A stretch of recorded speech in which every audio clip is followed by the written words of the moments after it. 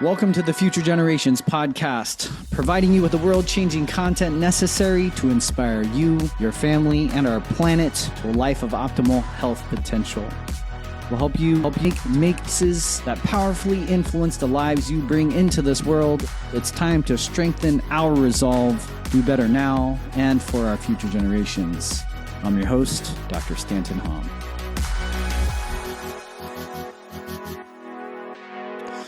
Welcome to another episode of the Future Generations podcast. I'm your host, Dr. Stanton Hom, and this episode is with the one and only Lorie Ladd, one of my favorite people who has been so vocal and so pressing and so important during this time of so much uncertainty. How do you define who Lorie Ladd is? I would just say that she is one of the spiritual teachers out there that I feel has had this unique pulse on what has been happening and how to not only empower yourself, but how to navigate in the nuance, right? In the nuance of establishing an inner peace, establishing peace within your family, but also recognizing that we are in the arena and that every day the work that we do is essentially in support of this spiritual warfare that we know, those of us who are awake to it, is front and center.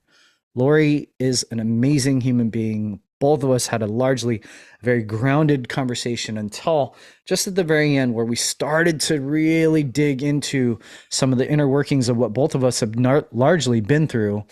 And I was a little bit more, I wouldn't say unhinged, but I would say more uncensored when it comes to how things have been affecting me personally, especially being somebody who's understood what combat is like as a veteran. And so the parallels of the spiritual warfare is to combat is so important of a conversation that I hope she and I continue separately, but in the end, very, very powerful conversation. I'm very grateful for Lorie's time and her energy and her presence and everything that she's helped me navigate over the last 3.5 years. I hope you enjoy it. Love and appreciate you all. So many people have asked me what I do to stay mentally and physically resilient in the midst of the unending polarization, fear, and tyranny. Literally nothing has made a bigger impact for me than daily cold plunging. 3 minutes, 37 degrees, every morning for over a year now. My friends, I wanted to tell you about the Edge Tub from Edge Theory Labs. Their portable and inflatable tub can alternate between an ice bath and hot tub. I've been regenerating the benefits of cold plunging every day, like better sleep, better focus, and more energy. We have had some really amazing interviews to learn more about cold exposure. But in the meantime, I invite you to check out Edge Theory Labs' website to learn more. I'm also happy to share an exclusive offer for Future Generations podcast listeners, $150 off using the code TheFutureGen. You can find more info in the show notes. Get cold. Okay, welcome to another episode of the Future Generations podcast. I'm your host, Dr. Stanton Hom, and I have one of the most special guests that we will ever have interviewed on this podcast. And I don't think she knows this, but Lorie, I've been following you for a long time. And I remember when you popped up on my radar and it was like a Joe Yee, Tommy John, like it was like this kind of mesh of like some of my favorite platforms. But it was this distinct video that you did once. And it was alive. I think you were driving somewhere and you're just like, you had this moment of inspiration. In chiropractic, we call it a thought flash, where it's just like something just boom hits you. And it was just this free flow, some download, some amazing like thing that I don't even know a single thing that you said during that time. I can't recall a single word of it, but I remember what I felt from you. I remember what I could feel in terms of like the energy. And I remember it created this like bond between me and you that when I finally met you, I was like, oh my God, I know Lorie. I know Lorie maybe more than I think I know Lorie. And she might know how I know her, through different lenses and things like that. And Lorie Ladd, one of my favorite people. I'm very grateful to have this time with you, and I would love for you to introduce yourself so that our audience gets to know you both personally and professionally. I love that. I think I know what video that was, but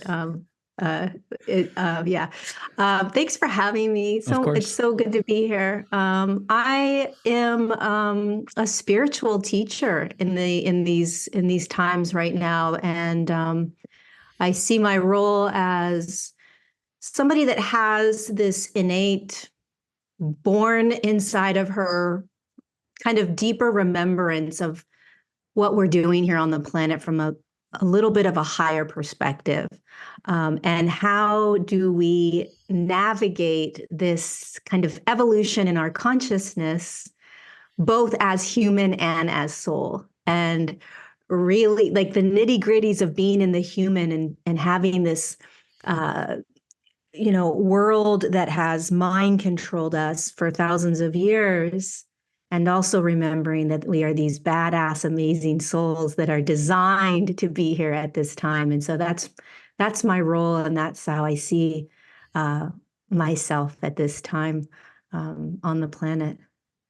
I'm curious, because you kind of alluded to that this is maybe how you've always been, that you were divinely ordained to have this, and maybe we all are to some degree, and we're not always in tune with it. I'm curious what that maybe moment of inspiration or catharsis that led you to kind of express it. Yeah. Yeah, it's interesting. It's always been inside of me. Since I was probably around 13. I remember a specific moment. I grew up down in the beach in Southern California, in Hermosa Beach. And I remember one summer walking down an alleyway and literally, like, out of the blue. I mean, I remember it like it was yesterday.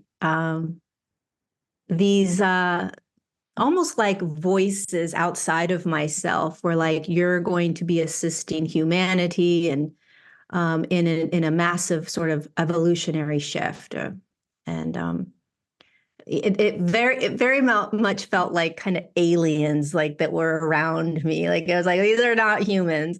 Um, and it felt right. I was like, God, this feels like my name was just given to me or something. It just felt really right. It made sense. So it was like my soul was kind of came online at that point. Um, and so I was always aware. I mean, I remember my mom took me when I was like 15 years old to this retreat in Malibu. And it was all about conspiracy Oh, theories, wow. right? Yeah, like 1989, 90. And I remember watching this video of JFK's assassination and how it was the CIA.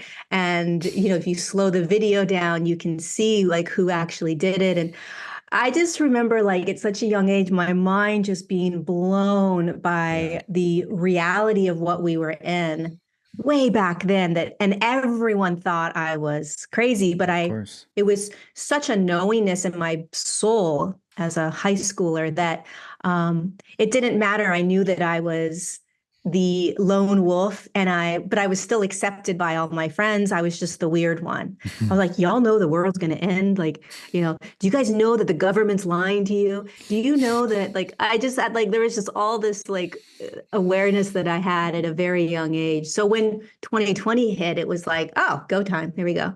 When 9/11 hit, Yeah. I was the only one except for my mom that knew within an hour, like, oh, this is the government did this. Because we were so versed in, like, their language, Yep. Yep. and how they Yep. do it all.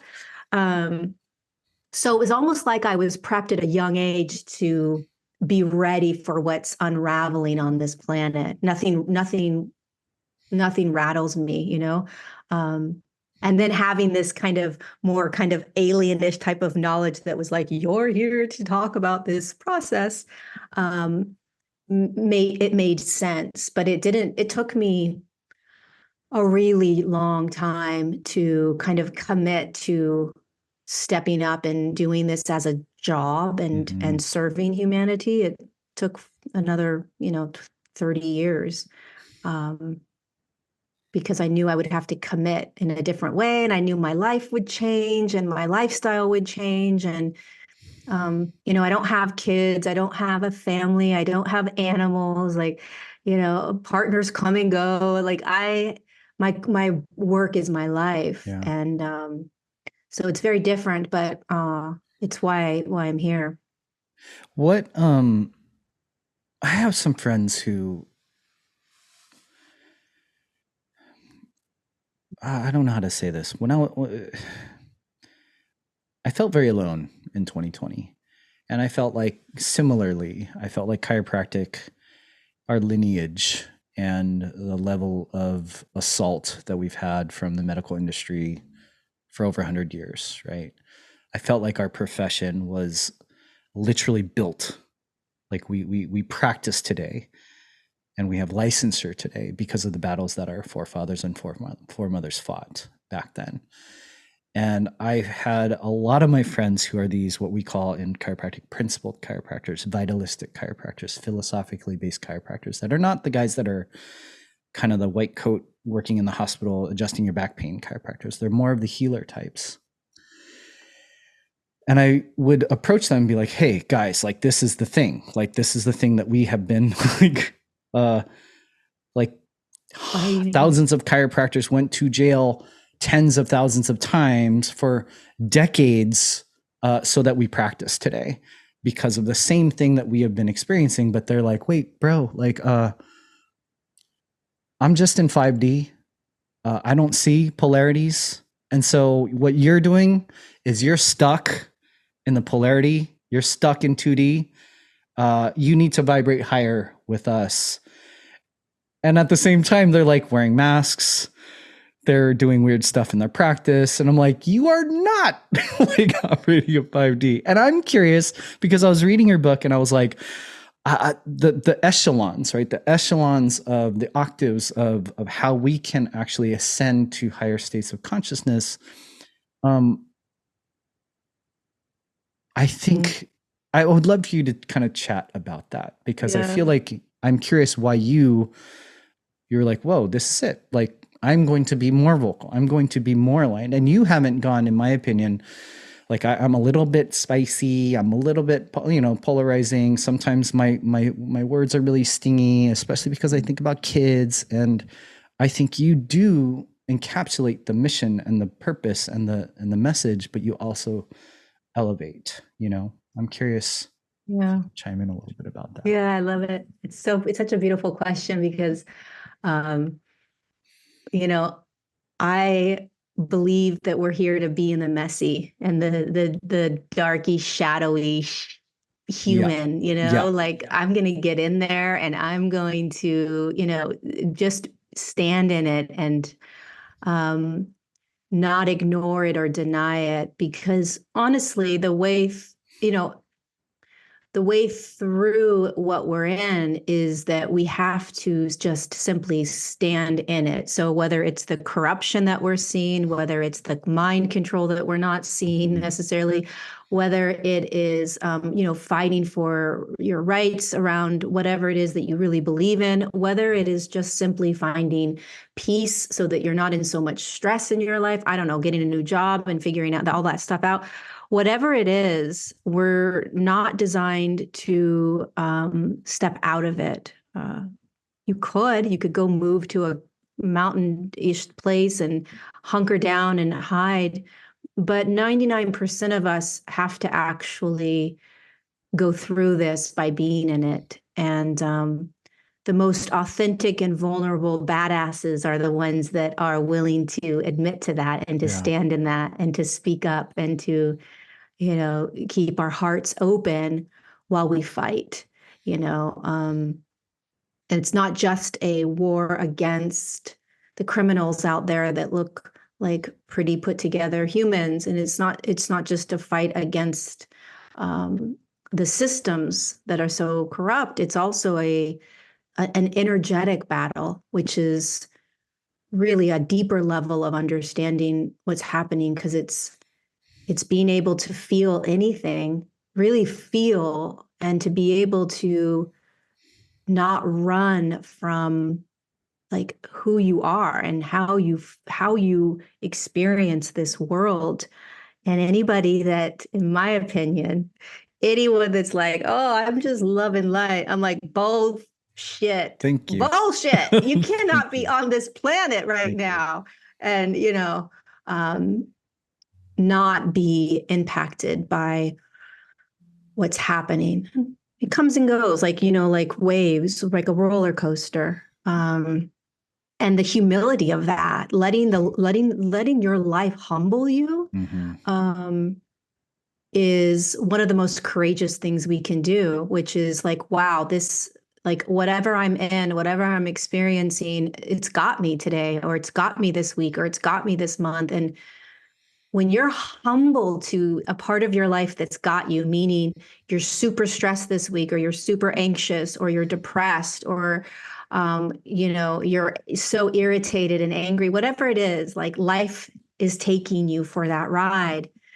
When you humble yourself to it, which is that you allow yourself as this rock to sort of be tossed and turned in the river of life, you become much more empowered, Wow. because life doesn't have you, right? You are realizing that you are experiencing life. It's just what's happening. And yeah, there's all these tools and techniques and ways to navigate it, but it's the humility of life that empowers us and makes us stronger and stronger to be able to go through this and to be the warrior that's fighting it, Through your journey of maybe this very early awakening, um, and as it takes you to today, how would you verbalize like some of the biggest challenges we face today as a humanity? Oh my gosh. I mean, there's different layers Mhm. almost to that question, right? Like, I think right now in March of 2024, one of our biggest challenges in terms of just a very real, like everyday challenge, is the amount of distraction that humanity is under. So the more that we can be distracted by anything, social media, our jobs, which, by the way, if you think about what's happening around the planet, it's not just the United States, it's very difficult to survive right now. There's so much distraction around trying to survive. That's a massive distraction. So anything that is pulling us outside of ourselves right now is really, really dangerous, because um, the most empowered place that we can possibly be is in a kind of stable, aligned place within ourselves, right? And then being the warrior that's fighting this battle. So if you stick a soldier out in the battlefield and they're all freaking running around trying to figure out where their sword is and where their knife is, and they're watching a video, right? And then they're listening to some other person telling them how to fight, you're going to be able to knock them down. They're not focused, you know? And so the less distraction a soldier has, the easier it is for them to get through what they're in. So for the human, we have to think about all the ways in which we are distracted, and distracted all the time. And it's subtle distractions. It's very, very subtle distractions, but it's nonstop. I think that's a big piece right now for humanity, and learning how to navigate that. And then from a bigger perspective, one of the greatest challenges for us right now is coming into the body and feeling more, which all of us are going to start doing more and more of, unbeknownst to ourselves and not by choice. So it's a really chaotic feeling when you start unconsciously and not even aware of it, moving into your body more, which means feeling more. So you're more aware of thought. You're more aware of how you feel around people. You're more aware of your emotional states. You're thinking you're going crazy, that you're bipolar, that you need medication.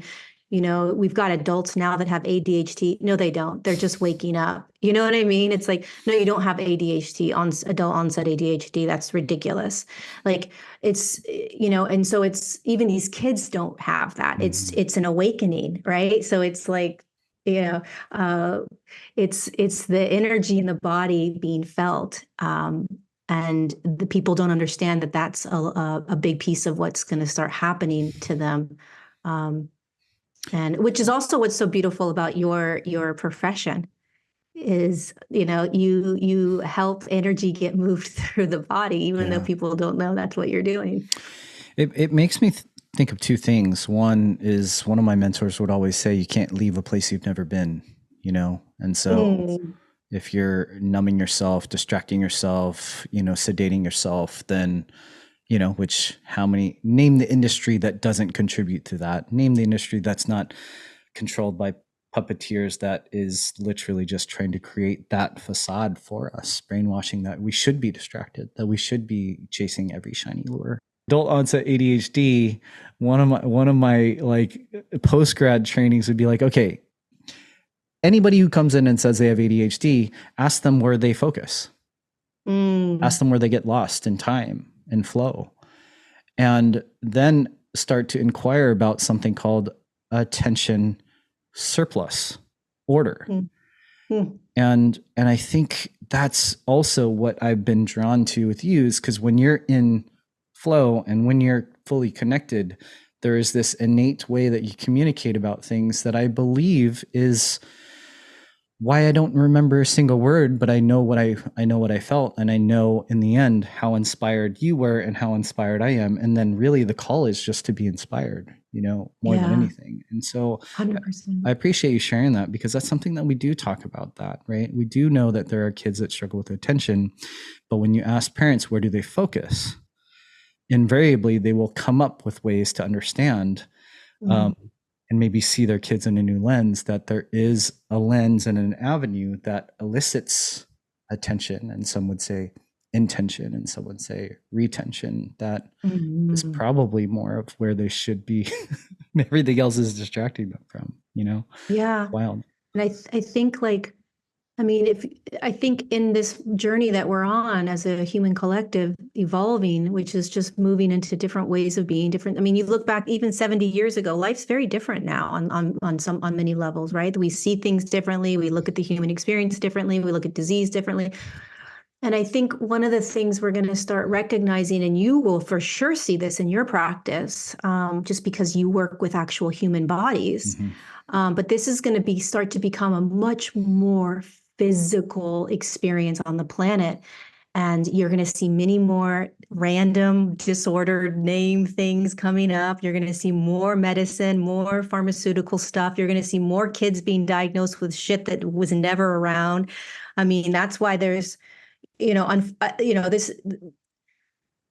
you know, I don't know if we're allowed to talk about the amount of vaccines that the kids Of get or course. what your products. Yeah. Okay, so you think about, okay, the way I see what's happening on the planet is all energetic, right? So how I see it is there's more and more light on the planet. There's more and more light in the body, and if there's more light, then there's more shadow that you're going to see. Mm. And when a consciousness or a soul comes into a body, if the body is holding more light, then the soul can bring in more light. Now, if a soul brings in more light, it has more awareness of who it is. And you're talking about alignment, right? And being in that flow state. Well, when you're in alignment and in your flow state, which is why you can't remember anything, is because you've moved out of time and space. There's no Yeah. linearity. You're just floating as soul. And so you're connected to soul. That moment I said whatever I said, it was like, and I'm Mm-hmm. sure there's moments where you're working and you are in that aligned state where it's more of a expression of soul, right?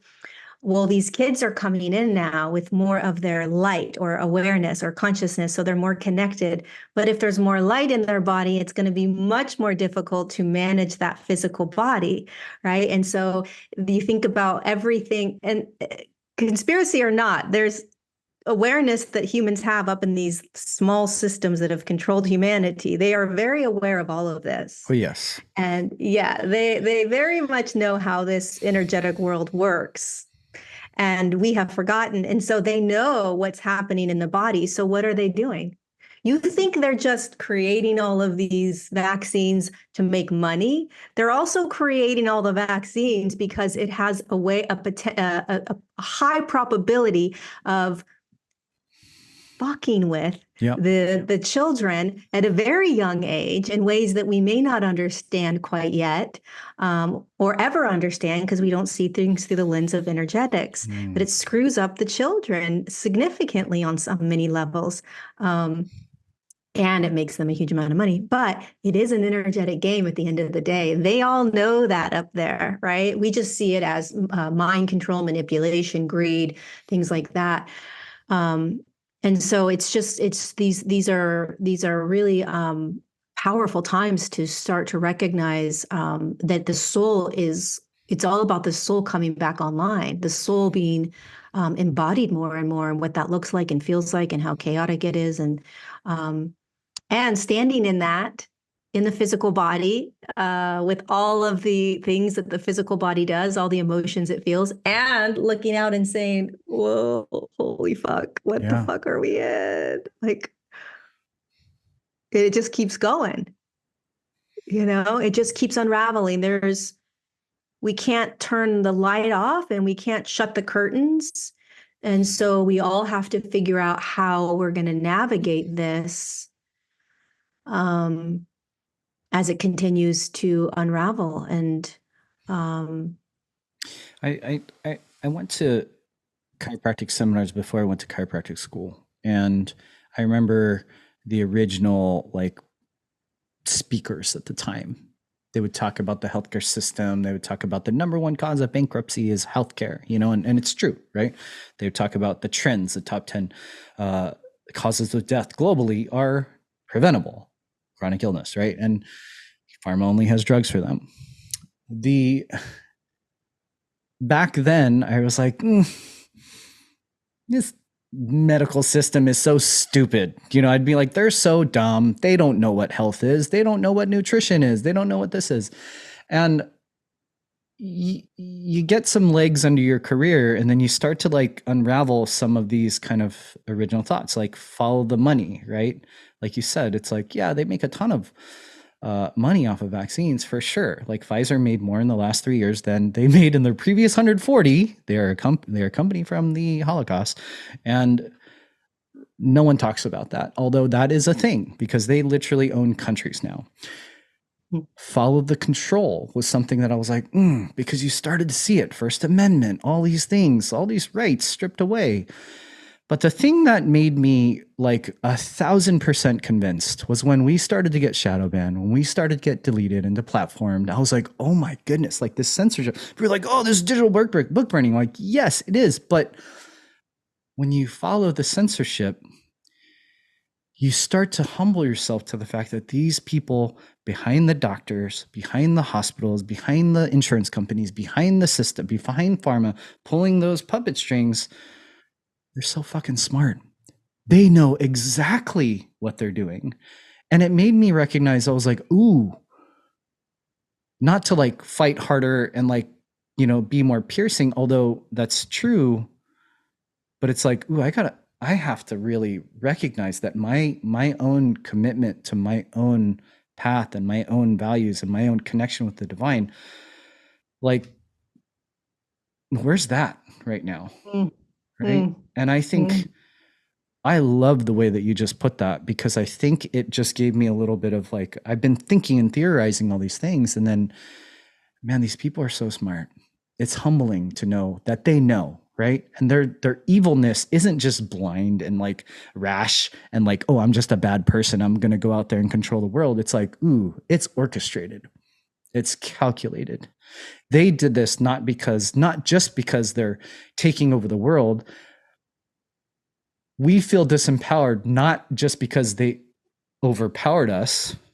It's because we were never empowered, because we actually haven't actually stood in our own like divinity, right? It's absolutely nuts, like the way that you put that. I want you to then void leads to value, darkness, shadows. Give us the opportunity to express that light. I would love for you to share, maybe verbalize what that mission, that purpose that you are on today, because I believe that that ties in very powerfully. Yeah, you just did such a beautiful uh awareness of what the deeper pieces that we're here to kind of receive now. Which doesn't mean we don't keep fighting or whatever that looks like for us in our streets, in our neighborhoods, in our communities. We absolutely do that. But what's becoming more apparent to me on an energetic level, it's quite frightening, to be honest, is, but also very beautiful and very powerful, is, and I'm not just saying this because I'm a quote unquote spiritual teacher, like, oh, that's just the spiritual lingo. Like, no, I'm like literally fucking legitimately saying this is what we have to do. Like, take it however you want. But we have a soul inside of us, or whatever you want to think about. Like, something came into the human body. Something's in the human body having a human experience. And if you don't believe that, that's okay too. Then you're just blood and organs, but there is some sort of awareness. And it has power, right? That's why I have the lion behind me now, because it's like the fucking lion is a badass in the safari. It like doesn't give a shit. It does not give a fuck about anything, and it's super chill. It's like it's just chilling. It doesn't care that there's people. It doesn't care there's freaking giraffes or buffalo. It knows who it is, and that's our soul. That's our spirit, right? And when we can embody that more and more, which is not easy, because that means that you actually have to stand in your life. You have to feel the anger, the rage, all of that, right? The lion feels all of it, and it still doesn't give a fuck because it knows who it is. These systems above us, the small, small, tiny percent of people that have been so like brutally taken over and dark, they know this. So they have an awareness beyond just control, manipulation, and money. They understand that there is a soul or a light or a spirit, whatever you want to call it, inside of the human body that, God forbid, they should wake up to. We are fucked, right? The lions wake up, the whole safari area is screwed. But if you keep the lion quiet and sedated and in amnesia, then we can control everything. Wow. And so what's so beautiful about what's happening in the external world with all of these systems starting to sort of collapse, we're becoming aware of them, is we're starting to awaken. Like the lion is starting to, that's why it's like our voices are getting louder and we're getting silenced. And like, there's these amazing tactics from behind the scenes. And we're just like, how did they do that? And now they're trying to quiet this. And now they're trying to get me distracted over here. We are every single human, especially people listening to you and following you and watching you, their soul is coming online. And you don't even have to know what that means. You really don't need to know. It's just starting to come more and more alive as to your truth and your knowingness and kindness and open-heartedness and duality and polarity. You got to live in the opposites. The lion in the safari is like, fuck, the giraffe's eating the, whatever. And like, it just is watching all of the chaos, and it allows it all. It's this regal energy. And so we're learning how to do that. We're learning how to navigate this, but honest to God, if we can start seeing it through the lens of like, oh, wait a second, the most empowered place is in my aligned, like the feeling it would be, because people are probably like, what are you talking about? The feeling would be like, fuck, I can feel anything and I'm not going to run from it. I can feel any fear and I'm not going to run from it. Like I was audited by the IRS last year in December. And it enraged me, to say the least. Like, you want to feel like you have no power? Imagine the government saying, that's not a business expense. That's not a business expense. And you're like, motherfucker, it's a business expense. And now you have people telling you what is and is not a business expense, right? So I was like, okay, they're going to take my money. I already know. but they're not going to take my peace. So within about 3 days of getting the letter and knowing how long this was going to take for me to get everything, I was like, I will not give them anything internally.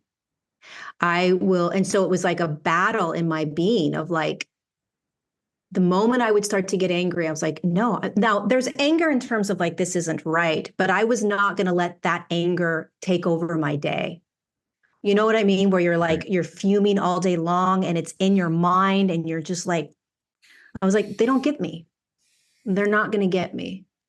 And that is us being the lions until somehow we find ourselves out of those systems, because they feed off of that. It's like, it's the fear. They just feed off it and it keeps us so disempowered. So how do we stand in this? Most of us still pay taxes, right? And not let that system eat us up. You know, that's the key. How do you do that? I know what they're doing. And so I'm aware all the time. I'm always aware, like I have control over what I focus on, like you were saying earlier, right? Like I have control over what I'm going to pay attention to. Like I will not, I refuse to use AI. I will not use it in anything at all, even though it is everywhere now. It's everywhere. I was like, I'm not fucking using it. And because, and I may fight this for a long time, but to me, it's like, how can I stay empowered in my own beingness, like my sovereignty? Like, I'm going to keep everything here in me. Like, what am I going to create? Is it going to be difficult to create this sales page? Yes. But am I going to go and use a robot that just gives my power away? Fuck no. Absolutely not. No way. Like, I am going to work, I'm going to stay in the human experience. And the more they can pull us out of that, the more disempowered we will need them more and more. You have to see it. You have to start looking at life as like, is this pulling me out of a more empowered, like I can do this, I can handle anything, I can walk through anything, I can feel anything? Or is it making me feel dependent? That I need something outside of myself. And really focusing on what you're focusing on. There's a big war being battled right now that we're not aware of, that's getting louder with thought forms, like thoughts, you know. And it's so subtle because it's a thoughts are everything. They control everything, you know. They control freaking everything. And we have to free ourselves from our minds somehow. So throughout our day, we have to pay attention to what we're thinking about. And that's why, like, what the first thing I said about what we're dealing with here is distraction. You know, it's distraction is a little dangling carrot. You know, it's like the soldier on the battlefield, right? And there's like another soldier over there being like, dude, come over here. I've got this like badass steak that I'm cooking and it's so incredible. And your mouth's watering. You're like, oh my God, that would be so great. But if you go and sit there, you turn your back and they come after you, they get you. You're caught, you know, you're in jail all of a sudden, you're in the prison. So you have to fight kind of against a lot of the allures that are out there right now. If that makes any freaking sense, I have no idea, but no, it does make sense, because I think it is. I think it's that simple, right? Like, we don't think about the gradations of change that happen with tech, right? And then all of a sudden, AI, like Alex Zach sent me a AI Jay-Z song, and it was not Jay-Z, but it was Jay-Z. And you're just like listening to it and you're like, this is so good. Turn it off. like, I don't want that shit. I don't want anything to do with that, you know, because but you're just like, well, it's this allure because you're like, wait, how did they? But no, it doesn't matter how they did that. It's the fact that they did that, and the fact that, well, how does Jay-Z feel about AI? Jay-Z, Jay-Z is probably a CIA operative, but who cares, right? The point is as soon as, like, I think there's multiple, like, we're on Zoom right now. I met you through Instagram, and there's different platforms and there's different ways that change the human experience. But there is a way for you to communicate things that charge my humanity up. But when it gets into that artificial realm, we don't even recognize, like, we can't even tell today what is actually artificially generated, from pictures, from Photoshop, to all the sorts of different aspects of things, that it actually just continually robs you of your divinity, continually robs you of your inspiration. And I'm curious, you're talking about alignment, you're talking about like embodiment of, like, the lion, right? Yeah. And I'm curious, you also use, like, the words like soldier, as if we are all that. I think there are people alive today that think there are people fighting for them right now, and they should fight for them. We've kind of been programmed that there's a military and a police force and people that will save us, right? Which is amazing. We should be grateful for. I put on a uniform in the past, but we are all on this, we're all in the arena, whether we choose to see that we are in the arena or not. I'm curious if you could future pace your mission and future pace the world for me. Should people embody that lioness or lion, if they embody that alignment and the divinity, if they embody, their truest inspiration, what does the world look like? Oh my God. If we just focus on that, even if when we wake up, we just focus on that, once 1 minute a day it would be empowering, but it's freedom, and it's peace. And so I don't believe at all that we are here to sit in a meditative, peaceful, loving state and just, kumbaya our way out of this. I see us as soldiers. I see us as warriors. And I want to fight peacefully, meaning I want to feel at peace as I am literally saying no to a technology that's coming in that seems very alluring. I want to be at peace when, something comes down the chute that's going to try to once again convince me that I should be in fear. I want to be calm. I want to be the one that's walking into the stores calm, open-hearted, loving, informative. I don't want to be the one yelling and arguing and in fear and any of that, or actually just cowarding away. I won't coward. I mean, back in 2020, I was like, fuck, I'll go to the fucking gas chambers if they take me there. Like, I'm in. I'm going all the way. So I think that when we start really embracing that lioness energy in us with an open heart and in full embodiment, which means I can feel anything, the power of us being persuaded, convinced, infiltrated, controlled won't happen. And that's really when the powers will start to shift, the systems will start to shift. So in the meantime, the ones on the front lines, like you and I and people listening to you, we have to have compassion for the way in which it's unraveling, because it feels very slow. And it feels like we have to rally, right? You have to rally people. But eventually more and more of us will embody it. And there won't necessarily need to be more like a rallying. It's just our nature. It's who we are. And it's like, why would I ever use that? Or why would I ever agree to that? Or it's just the natural state that we'll start living, and it's a wave. But I think it's a real humbling task to look at what humanity is in right now. You know what I mean? It's like, oh my God, my seatbelt's on. My hands are up.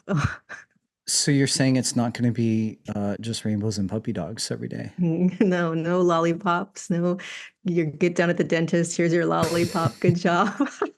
Virtually every leader in the health freedom movement talks about the insecurity of the food supply as one of the primary avenues of tyranny. Our family has rigorously sourced our foods for over a decade, and one of our favorite sources is Farm Match. And specifically, if you are in San Diego, Real Food Club PMA. My kids are literally made from their maple breakfast sausage and the amazing carnitas we make from their pasture-raised pork. But from regeneratively raised raw dairy products to the organic potato chips made in regenerative lard, or anything you might get at your local farmer's market, our family's overall wellness and the security of our food lies in the hands of Farm Match and Real Food Club. I am so excited to be sharing about Farm Match and Real Food Club to offer Future Generations podcast listeners 10% off your first order. You can find the code and link in the show notes. Enjoy the rest of the show. Love and appreciate you all. I'm sure many of you are already aware of the importance of blue light blocking glasses, but many of you may not know about my favorite protective eyewear company, Raw Optics. They offer lenses for both daytime and evening use and have been developed with the world's leading experts in light and optics. Their mission is to help people realize their dreams by transforming their sleep. For those of you who've been paying close attention to my family's journey, you know that optimal eye and brain function is critically important to us and pivotal to my son Luca's radical healing journey. That is why, in addition to the potential these glasses have to optimize your sleep, I'm so excited to be partnering with Raw Optics to offer Future Generations listeners 10% off any purchase. You can find the code and link in the show notes. Love and appreciate you all.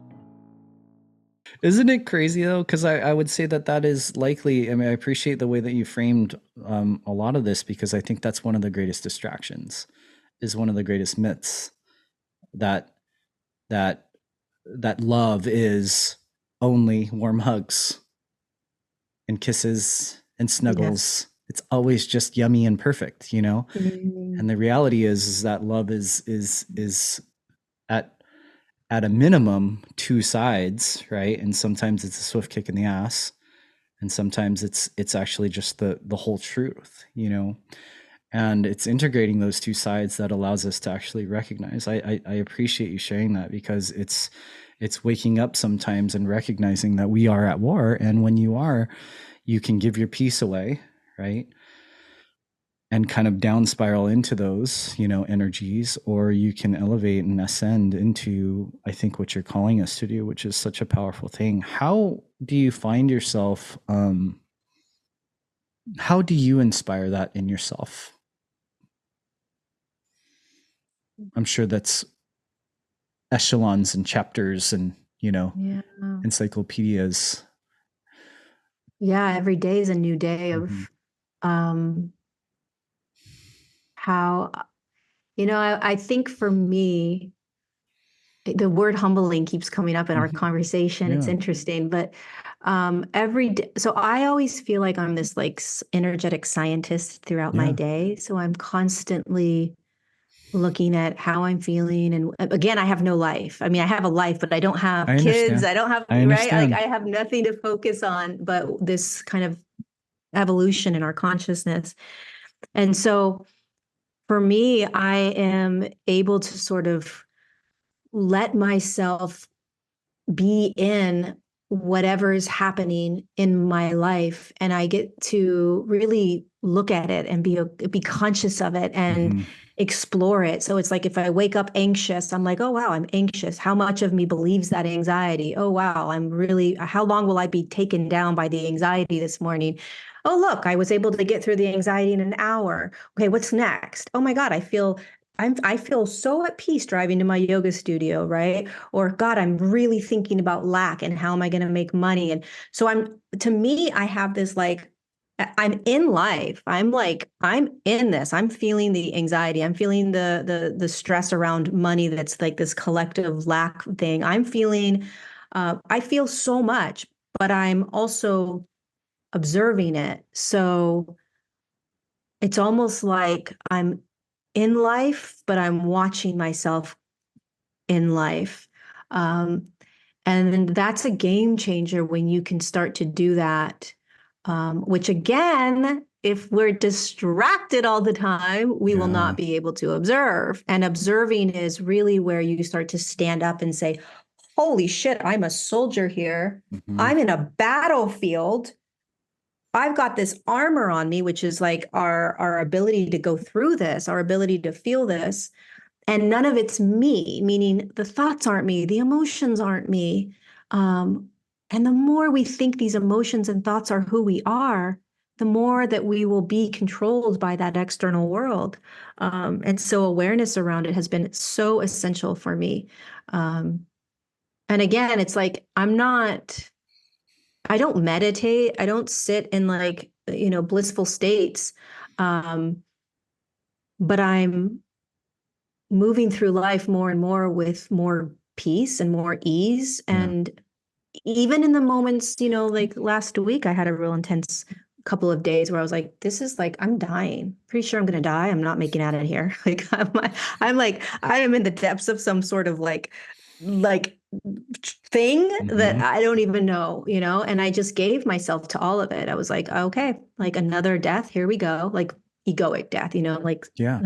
energetic death. And I gave in. Again, I don't have to even take care of an animal or a fish. So it's like I can give everything to that. Um, but I think that's my role. Like if I can humbly share what my experiences are and the way in which it feels and how I navigate it, then it can help humans that think they've lost their mind.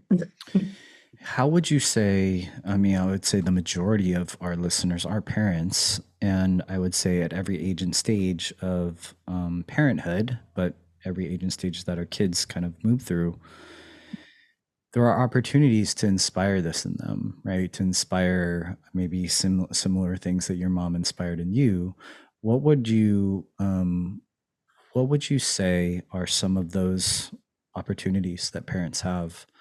Oh, oh my God. Well, first of all, like I literally I think being a parent on this planet at this time is next level. Like I Thank you. don't even next freaking level, dude. Like, oh, I would be a wreck. Like my kid would be cocooned in a freaking like a cave somewhere.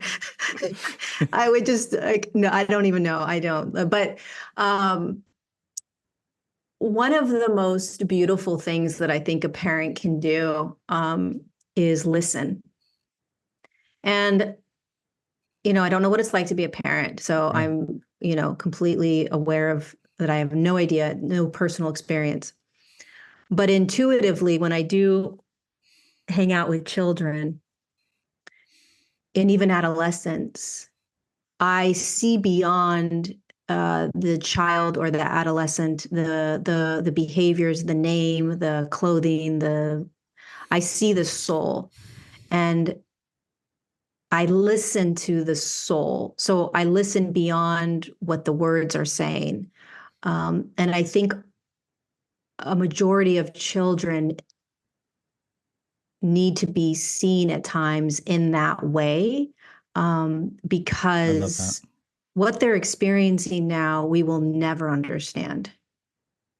We just won't. It's a different level of being a human on so many levels. And so you have to parent, but if you can listen and listen more with um, empathy or compassion.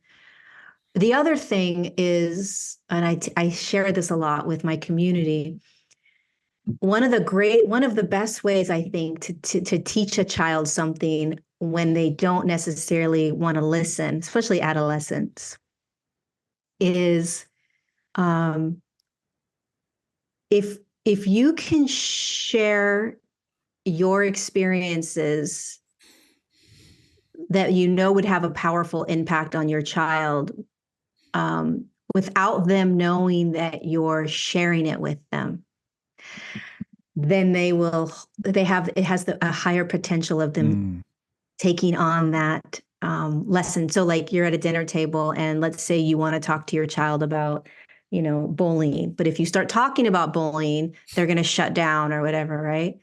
You just start talking to your wife or your husband about, you had this experience yesterday where, a coworker or a friend was really mean to you. And so you know what you're doing, right? But you're not letting the child or the adolescent know that you're actually speaking to them. Hmm. And it has a way of softening the children or the adolescent to listen a little bit more and also to be heard without them needing to ask you to hear them. Yeah. I think it's a real powerful tool. I think that's awesome. I love the simplicity of listening. I love the simplicity of empathy. I love the word humility. It's been one of my like go-tos, I would say, in my entire adult life. Just knowing, just my own military career and watching ego and watching, like the levels of um toxicity that can go. And so Yeah. I think in general, like, I think this is one of the more poised interviews that I really, really appreciate. Cause I would say that's what I get from you. That's what I get from the lion. It's not, Mhm. it's not the high, it's not the low. It's just that level, like center that allows us to have a ground to stand on. If Yeah. you're not grounded, then you are the most distractible. And I think with our kids, it's like one of my mentors would say, like, you have a child, especially moms, right? Because men don't grow children. If you have a child and you grow this whole human, like, they know the inner workings of your nervous system better than you do, largely because we've been so distracted for decades. And then when we pretend like we're smarter than them, or we pretend like we know better than them, which we likely might because we sometimes need to save their lives, you also have to recognize that the way that you communicate what you are embodying, what you're not embodying, is very much like, I really, really, really love the way you put that. Yeah. Also, I just want to share this because it's been this is a different perspective, just for parents to think about. Take it with a grain of salt because, take it or leave it, actually. But um, and I was speaking to this earlier, but it's just an important maybe little piece to keep in the back pocket. If your child is, 1 month old to 20 years old, that time frame, they're they are dealing with being inside of a body in a way that you and I won't understand because of the light they brought in. So Mm, they're and if you look back at history, it's like, why is there so much more bipolar and ADHD now than ever before? It's not just because we want to sell medicine. It's literally because these souls are entering and they're having a very difficult time being inside a body. I mean, there's a reason why there are Kundalini awakenings. There's reasons why there's psychotic breaks when you have ayahuasca ceremonies. It's because too much light opens up and enters into the body and gets activated. It's very much like an electrical socket. It has to be grounded in. If not, the light can literally burn up the body, short circuit the body. So these kids are coming in and they are struggling with being inside the body. So they can't focus. They don't want to participate in what everybody else wants them to participate in. They can't listen to you. The amount of energy they have is next level, or they're just in their own worlds, having their own experiences. They're just different. And then they have everything else they have to navigate, yeah. social media, all the other stuff. So just having a little bit of a different perspective around what the child may be going through, um, I think can give us in moments, perhaps a tiny bit more compassion for I the love that. for the child's experience, the adolescent's experience. Lorie, we're a community of action takers. What's one thing you would leave our audience with? Well, I would say the first thing that popped in is an action oriented community. Be more kind, Mm, and not just more kind to people, outside of you. Be more kind to yourself. Think of throughout your day, how much do you beat yourself up? And most of us would say a lot. We're just not aware of it. So start to try to have more compassion and kindness for yourself. Wow. And then when you start doing that, it has a domino effect where you start to have more compassion and kindness for others. It just starts to happen. So more compassion and kindness for ourselves. It really is a powerful tool. And it's really difficult. I It know will be that. one of the most difficult things you'll start doing is I having more compassion and I feel kindness that. for yourself. I feel that. Um, how do people stay in contact with you? Is there anything that we can do to support you in any way? Just follow me on Instagram or Facebook or YouTube. Doing Cool. a lot more teachings on YouTube lately. Cool. I don't know why. Um, so yeah, find me there. Find me on Awesome. YouTube. Yeah. On the everybody knows at this stage in the show notes we're going to have all those links, and I would say that if you are in any way resonating with this message, and if this is the first time you've heard Lorie, like there are moments of inspiration in what you put out there that always give me home base. I feel like always give me a place to come, like, and recognize that there's a lot bigger things going on, and I don't always have the framework for them. And when you get into that state and you start to flow, like it just really it gets really, really powerful really, really quickly. And it's not always like I'm always like amped up and like Tony Robbins style. It's like just the ground, and it's really, really, it's really deep. And I know it sustains, and I know it sustained me a lot over the last 3.5, 4 years. And I really appreciate everything that you've done, because in the end, I believe that I believe we are all here for far greater divine reasons than we can actually encapsulate and fully comprehend. And I believe you to be one of those people that actually can, in ways that give us the things that move us in a really powerful direction. So I really appreciate you. Yeah. Oh, so beautiful. Your energy is so calming and so grounding. And no matter what you may be going through internally, you are a really grounding cord. Tell my wife Yeah. that. Tell my Yeah. children that. I'm Right? sure your Go your back inner and be. world and your own private world may not look like that, but yeah, you have a very solid um groundedness to you. If I was on the battlefield, I'd want to be in your platoon. Yeah, it's funny. That's literally what, like, I was just talking to one of my buddies from the military today, and back when we were in Iraq, like it was really like everybody would talk about all the things that were good on like important on the battlefield, and one of them was like, it's not like who's the best, sharpshooter. It's not who's the best this. It's literally when the shit hits a fan, like who do you actually just want there?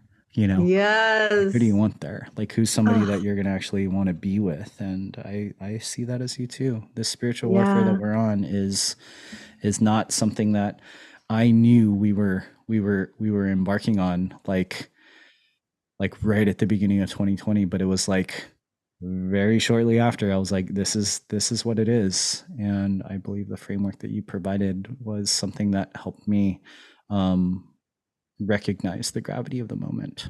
And so, Wow, it's so powerful that you have the actual, because I'm always talking about the battlefield and that we're soldiers, mhm. because I feel like that literally is the best analogy, other than being on an ocean, floating in a river. It's so, like, I would love to pick your brain another time and talk about the correlations between the actual battlefield, just actually what it's like to know that you're going to be in battle, or that you may be in battle, or that you were in battle, and how it correlates to what we're going through right now, because I think it does on many I mean, levels. I told, because I have to talk to the VA every once in a while. Like I spoke to a psychiatrist, and it was like my evaluation. He was just like, is there anything else? And I was like, yeah, actually, let's talk about this. And I talked about like vaccine passports and segregation. I talked about how in Iraq, like we had miles of people because they wanted passes and we didn't know what they wanted. They just kept saying passes and passes and passes and passes. And we would take our notebooks, right? We would scribble nothing. We would hand them a pass and they would say, thank you. And they would think they could go to another city. And I told this guy, I'm just like verbalizing all of this. And I was like, dude, I feel like I've been on a 3-year deployment. I feel like the 5 guys that I lost in war, lost, like they died in vain, because the thing that they died for is the thing that is being paraded and celebrated all throughout the world today. Because if you have your pass, you can go. My children will never be allowed in Russia. Like I was going through this, and he was just like, like his, like I was like, you've never heard this before? He's like, no, I've never heard this before. I said, so I want you to take this down as what one veteran's experience is that I promise you many of us are thinking about right now. And it was this moment in time where this guy was like, dude, you're the most prolific person that I've ever actually heard who has quantifiable PTSD. Like he's like, it was a moment in time where he was just like, how do you, like, it was this like mind fuck, because he would just had no concept. Because most people with PTSD are just in the corner, right? They're like shivering. They're fight, flies, freeze. You know, they're like way beyond. And I will tell you, like, it is one of the more refreshing things to hear you say, because we all know it. We all know we are. We just think other people are going to fight for us. Right. And it's one of those moments for me where I was like, I started to see people kind of moving on this chessboard and battlefield that I knew who I could trust. And it will be a bond, just like my buddy sending me a text today. I'm like, huh, if the shit ever hits the fan, he's going to run, right? Run to it. Yeah. And I'm going to run with him, and I'm going to trust because he's already had my back. And there are people who activated during this time that I will trust for the rest of my life, because he recognized that that's where we were. Yeah. And I think that the parallels are so vast, and the walk through is very much like it, and the walk to ascend, I think we don't have the framework for, and that's why I love you, right? I love the fact that you know you have those kind of tools, but you also have the recognition. You also have the recognition that we're in the arena right now, and it's not fight or die. It's fight and ascend. It's fight and continually evolve into that higher state of consciousness, because that's what we're being called to do, you know? And I think most of us just don't know that yet. And I hope people that are listening are recognizing that it's not a matter of if, it's that we just are, like, we're in the arena, you know? Yeah. Sorry. Wow. I'm so fascinated by your story. I want to ask you so many more questions, but I know we have to go now. But, oh my God, I just have so many questions for you about this. I'm so fascinated because I just let's connect. I think it's a powerful conversation for humanity to hear, because I don't know if people realize, like, at least in the United States, I mean, you know, in the Middle East, they probably have a better humbling understanding of what it means to go to war, right? But I think in the United States, we're just like, oh, you went to war? Like, okay. And it's just, you're just on to getting your apples at the grocery store. It's like, no, like, we don't actually thank you for your service. Yeah, thank you so much. You know, it's like, no, do you guys understand? It's like we want to just pretend that like we don't send our men to war and that they aren't at war, that they don't die. Like, we literally, this is a subject that we don't talk about. And it's interesting because it's like, you know, we don't want to see our own shadow. Yeah. And, you know, it's like, no, we need to talk about this. Like, what is it like? What did you experience? And it's like, no, we don't do that. Yeah. Why not? Why? Like, it's part of, it's almost like, the people in your chiropractic community, they're like, no, there isn't, it's all good. I'm like, I'm in such a great state. And I'm like, oh, really? Let me tell you a story about Iraq. Now Yeah. sit here and let me know how happy you are. You know what I mean? Like Mhm. the the power of you being where you are right now, you doing what you're doing based on whatever experience you had is fucking mind blowing to me. I'm like, wait, what the fuck? But Like, Lorie, let's take it a step further and recognize that I was only in Iraq because of 9/11. Like, oh my it's like God. whoa, like you go like full circle into this like dynamic and you're like, oh, this shit is crazy. It's crazy to integrate because I'll talk to my buddy about that and he's like, no, we can't. No, that's not true, right? Because there's levels of our awareness, but when you maybe have my and I will not say I was an artilleryman, I was not a Navy SEAL, I was not special ops, I was not infantry, but in Iraq we did do a lot of things that a lot of those small arms and those kind of like direct support people were doing raids, patrols, all those types of things, and in the end it is I don't wish it upon anybody, but it is a part of the human experience that if people actually knew, like they would think a lot more about the wholeness and maybe the trauma that is inherent to like because today, let's just be honest, how many people have like perished, right?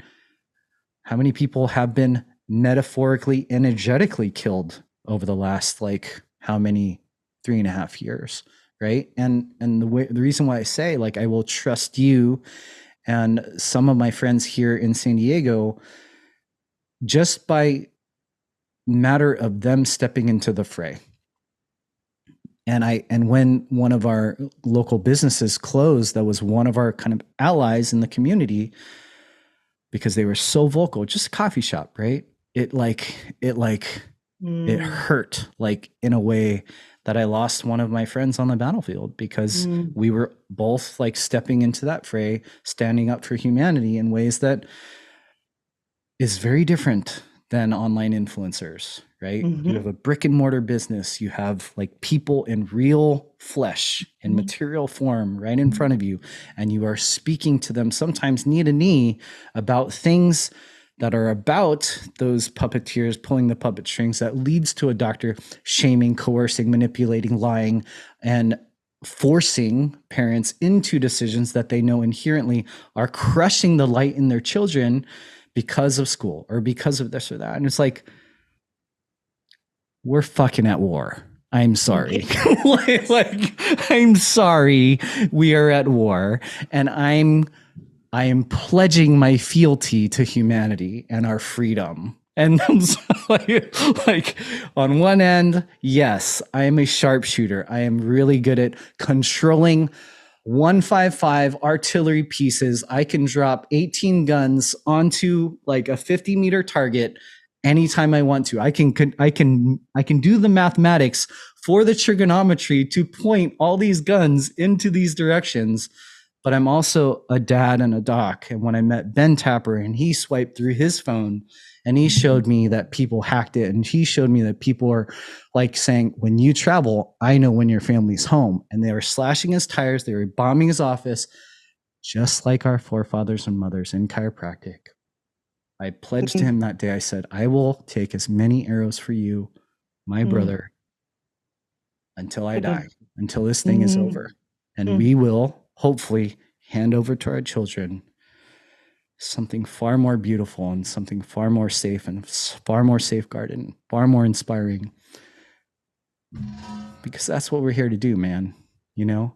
And you give me that, like, oh, mm. let's be kinder to myself. Yeah, like, oh, Yeah, let's remember that, because then I can actually be kinder to like the people in the world, Oh, right? It's like, oh it's my so God. We have simple. to we have to expand. I want to just Mhm. ask you tons of questions. Yeah. I had a really quickly before we go. Yeah. I met someone when I was in Africa and he was an Israeli soldier. And what he went through, we don't he's gone MIA. I haven't spoken to him in 2 weeks, because of an experience he had when he was forced to go into Gaza and didn't choose to, and his one of his best friends was shot right in front of him and died like a sniper, Insane. right?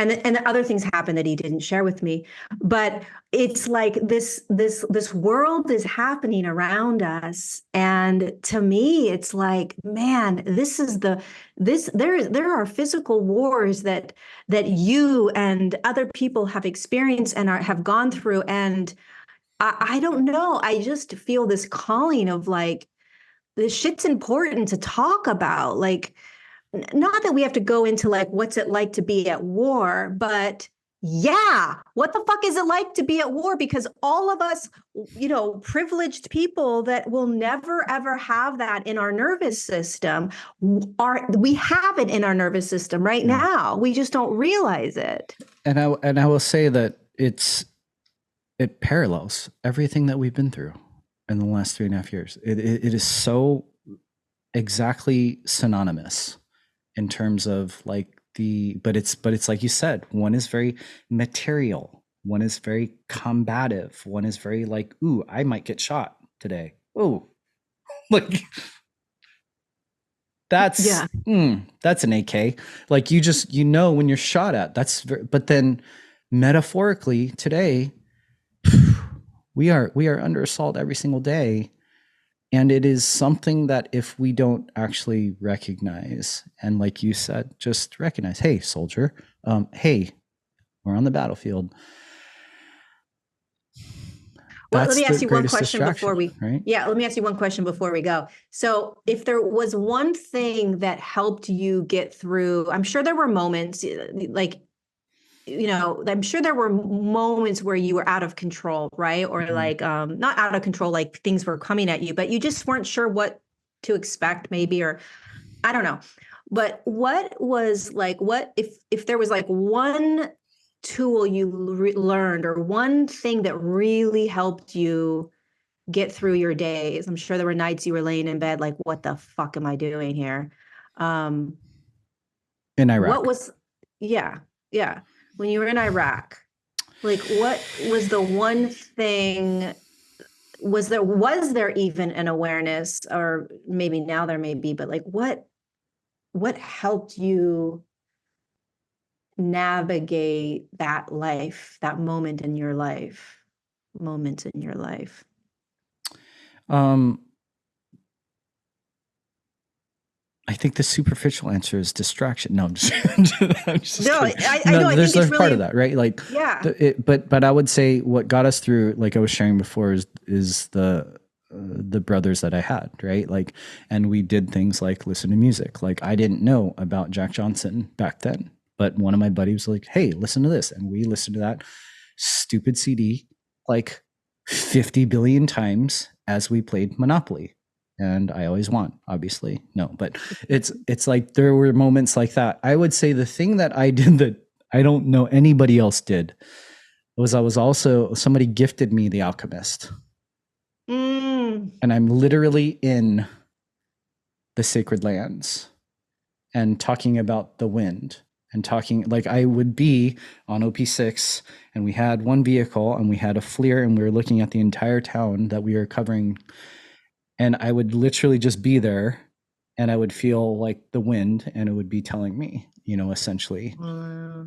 like, I'm part of something bigger, and that Yeah. was my call, like that I knew that was going to get me through eventually and get me home. And then when I got home, was like, it was really just this innate, like, oh, I'm going to San Diego one day, and I'm probably going to work as Wow. a director one day, And so, anyways, The Alchemist is such a great book. I've read that book so many it's a times. powerful It's book. it's Yeah.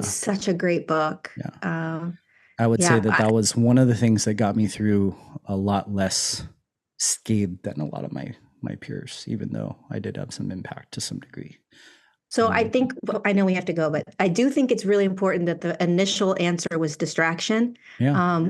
Because I think that because what we're in right now is so much more subtle than an actual physical war. Mm-hmm. Okay. If I was in war, physical war, distraction would be everything to me. But it's very similar to right now, but we don't have to, we're safe. Yeah. We're actually physically safe on Mm-hmm. one level, Mm-hmm. we're actually physically Mm-hmm. safe. I mean, if you're forced to take your children and get vaccinated, things like that, then you could argue that. So I get that, but like we aren't actually in a physical battle. So why are there so many distractions, right? What are we running from? Why are we distracting ourselves so much? And I think that's just a piece that maybe we don't have the answers to necessarily, I think it's but because it's that's important. where the war is. And that's where Look at your time frame. That's what I believe. That's where the war is. Yeah. Right? Like the war was something that you deploy. You take a flight to a foreign country and but now it's on our devices. Now it's smart furniture that's coming out, right? Now it's like literally there's no way that you can not be tapped into every single Wi-Fi, every single 5G. Like it's literally chemtrails all over the place. Like people don't know that we actually are, or they do and they don't have a framework. They don't have a framework to navigate it, right? And they weren't bred to do that. And I would argue that people don't know like what is actually the potential that they have inside to wake up to this, And so I got a 3-year-old that's about to kick my ass. And so I'm going to go. I'm going to say I love you and I appreciate you. And I would love to chat this down further. I would love to just talk to you more about it. So thanks for having me on. I appreciate having you. I'm very honored at this opportunity. Thank you. Thanks for everything you've done and are doing and will continue to do. Thank you, Lorie.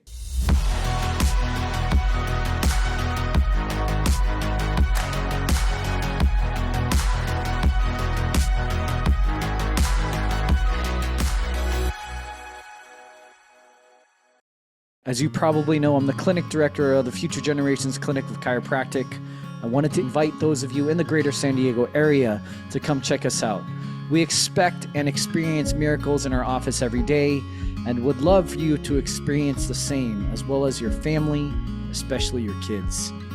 This month, we're offering our new patient package for just $67 for podcast listeners. The offer retails at $349 and includes an in-depth consultation where our patients literally tell us we know more about their family's health in the first 15 minutes than virtually every doctor on their healthcare team combined.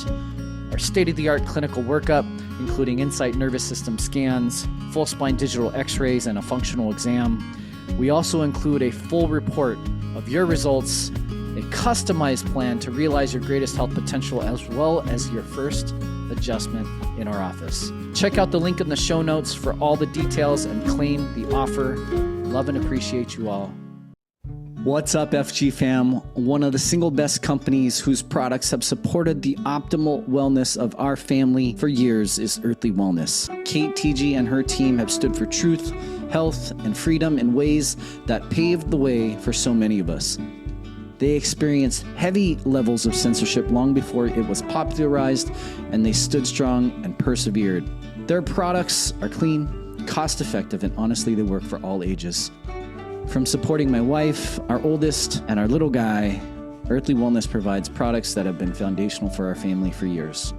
We especially use their products right before bedtime. Their Feel Better Fast and other herbal tinctures are some of the best in the world, as well as their amazing Goodnight Lotion, the magnesium oil, are mainstays. I am so excited to be partnering with Earthly to offer Future Generations podcast listeners 10% off your first purchase. You can find the code link in the show notes. Enjoy the rest of the show. Love and appreciate you all.